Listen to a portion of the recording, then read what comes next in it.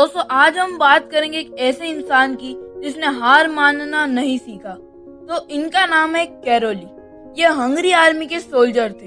ये बात है 1938 की। कैरोली उनके कंट्री के बेस्ट पिस्टल शूटर थे। उन्होंने उनके यहाँ के सारे नेशनल चैंपियनशिप जीत लिए थे और उनका सिर्फ एक ही टारगेट था, एक ही फोकस था कि अपने ये हाथ को बेस्ट पिस्टल शूटिंग हैंड बनाना, जो कि सबको ऑलमोस्ट कंफर्म था कि ये उनका बेस्ट पिस्टल शूटिंग हैंड ही है। कैरोली का पूरा फोकस था ओलंपिक्स की ओर, क्योंकि ओलंपिक्स में ही गोल्ड मेडल लाके उनको बेस्ट शूटिंग हैंड का खिताब मिल सकता है और उन्होंने इसके लिए सालों से मेहनत और प्रैक्टिस की थी। पर एक दिन हंगरी के ही एक आर्मी कैंप में उनके हाथ में एक हैंड ग्रेनेड फट गया, वही हाथ में जिससे उन्हें गोल्ड मेडल जीतना था।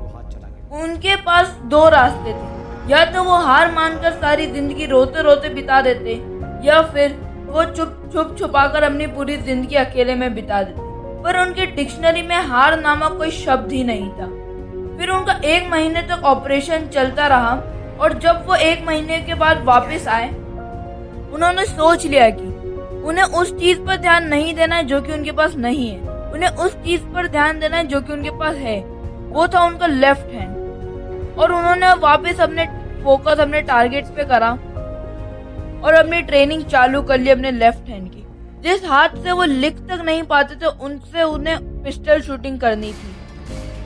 तो फिर 1939 में एक नेशनल चैंपियनशिप हंगरी में हुई।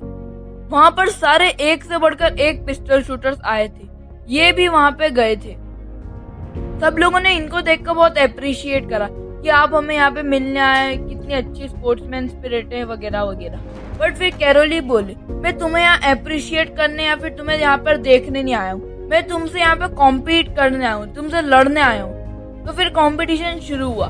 सब अपने बेस्ट हैंड से कॉम्पीट कर रहे थे और ये अपने दी ओनली हैंड से कॉम्पीट कर रहे थे। तो फिर जब कंपटीशन खत्म हुआ और कौन जीता, the man with the only hand.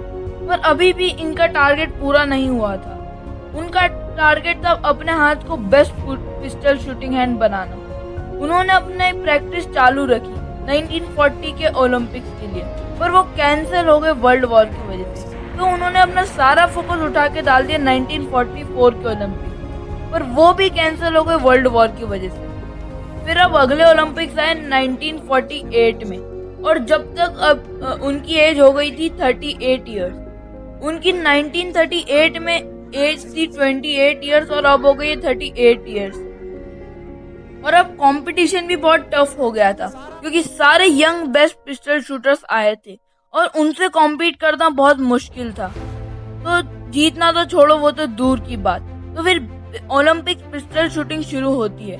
World के सारे बेस्ट शूटर्स थे, वो अपने बेस्ट हैंड से कॉम्पीट कर रहे थे और ये अपने ओनली हैंड से कॉम्पीट कर रहे थे। तो जब कंपटीशन खत्म हुआ और कौन जीता, the man with the only hand, Karoly जीत गया।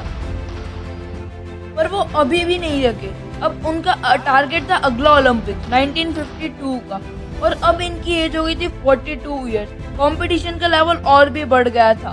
पर तब भी कौन जीता, the man with the only hand, Caroli.